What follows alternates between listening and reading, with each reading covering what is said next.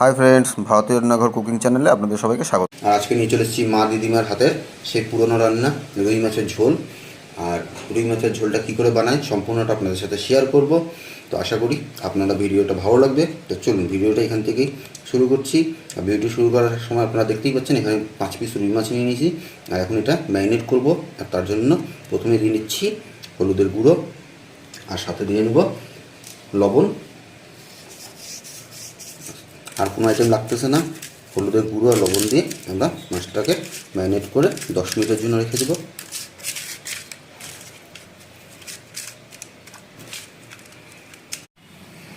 তো বন্ধুরা, কড়াই ওভেনে বসিয়ে দিয়েছি।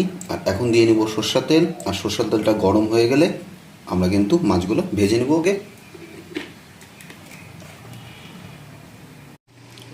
তো বন্ধুরা তেল কিন্তু গরম হয়ে গেছে। আর এখন মাছগুলো একটা একটা করে দিয়ে ভেজে নেব।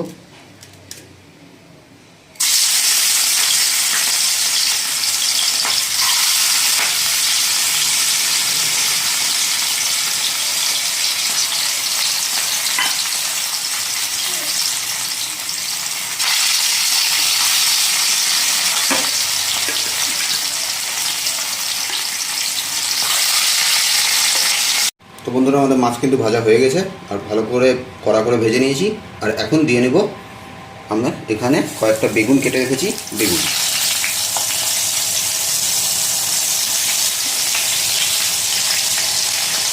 আর বেগুনের সাথে উপর থেকে দিয়ে নেব অল্প হলুদের গুঁড়ো,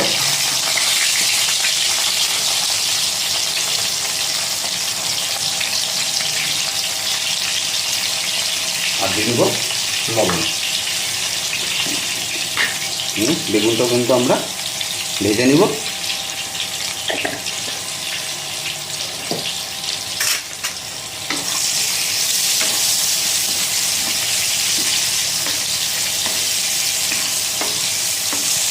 আর আমাদের বেগুন ভাজা হয়ে গেছে বন্ধুরা।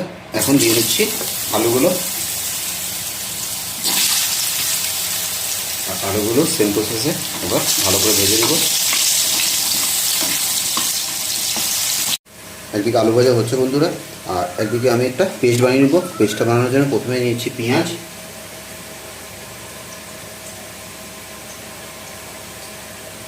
তারপর দিয়ে নেব আদা আর রসুন, দিয়ে নেব 3টে শুকনো লঙ্কা, আর দিব 1 চামচ জিরা।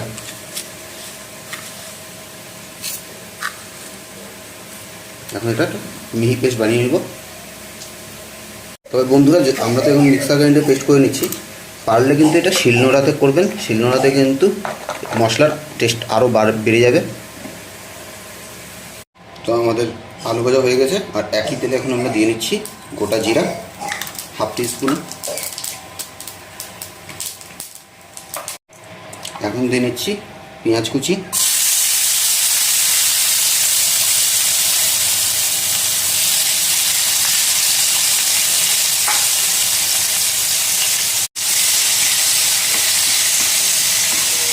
পেঁয়াজগুলো ভাজা হয়ে গেছে। আর এই সময় দিয়ে নিচ্ছি 2টো মিডিয়াম সাইজের টমেটো, আগে থেকে এখন স্লাইস করে রেখেছিলাম। এখন টমেটোটাকে ভালো করে একবার ভেজে নেব। আর টমেটোটা ভাজার আগে উপর দিয়ে নিচ্ছি সামান্য লবণ, যাতে টমেটোটা তাড়াতাড়ি গলে যায়।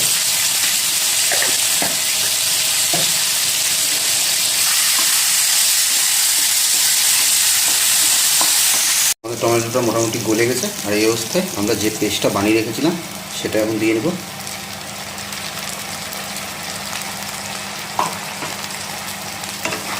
পেস্টটা মশলাটাকে ভালো করে একবার কষিয়ে নেব।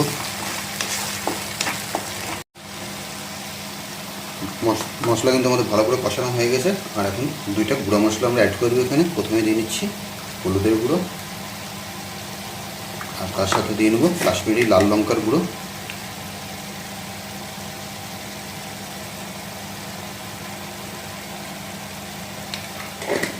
আর এখন গুঁড়ো মশলাগুলো একবার ভালো করে মিক্স করে নেব।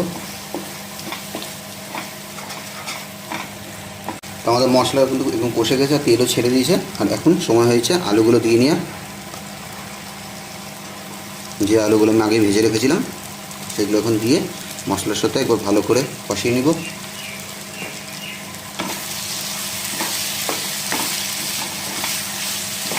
আলুটা সেদ্ধ হওয়ার জন্য পরিমাণ মতো জল দিয়ে নেব।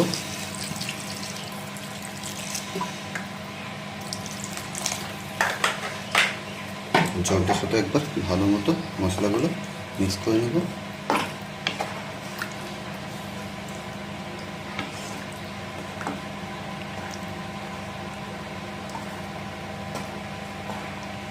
এখন পরিমাণ মতো লবণ দিয়ে নেব।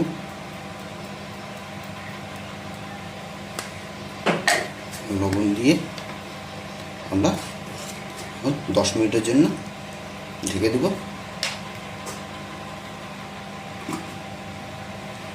আমাদের 10 মিনিট হয়ে গেছে। আর এখন ঢাকনাটা খুলে দিলাম। আর আলু দেখুন, আলু কিন্তু পুরো সেদ্ধ হয়ে গেছে। এই যে আলু। আর এখন দিয়ে নেব বেগুনগুলো।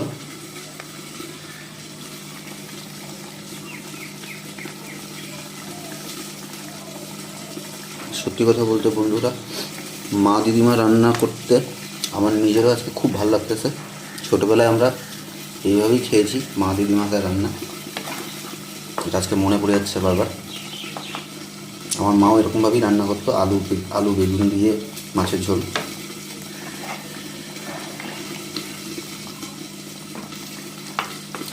এটা 2 মিনিট আমি শুধু ফুটতে দেবো, তারপর এর মধ্যে মাছগুলো আমি দিয়ে দেবো।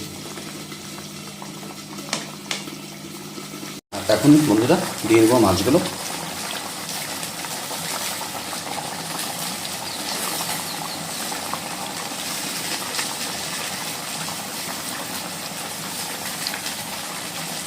মাছগুলো দিয়ে একবার মাছগুলো ঝোলের সাথে মিক্স করে দিচ্ছি।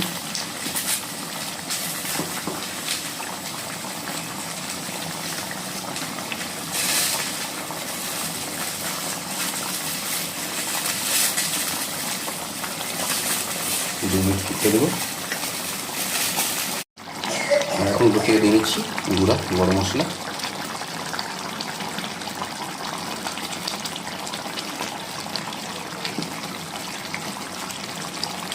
আর একটা কথা বন্ধুরা, যদি মাছের পিসগুলো আপনাদের বড় হয় তাহলে কিন্তু এভাবে নাড়বেন না, এবার কড়াইতে ঝাঁকিয়ে নেবেন, নাহলে মাছগুলো কি ভেঙে যাওয়ার একটা সম্ভাবনা থাকবে। আমাদের রান্না সম্পূর্ণ হলো এখানেই। তো যদি আপনাদের ভিডিওটা ভালো লেগে থাকে তাহলে লাইক করে দিন, কমেন্ট করে জানাবেন কেমন হলো আজকের ভিডিও। আর বন্ধু যদি নতুন এসে থাকেন চ্যানেলে তো সাবস্ক্রাইব করে আমাদের পাশে থাকবেন। আজকের জন্য টাটা, দেখা হচ্ছে পরবর্তী কোনো ব্লগে।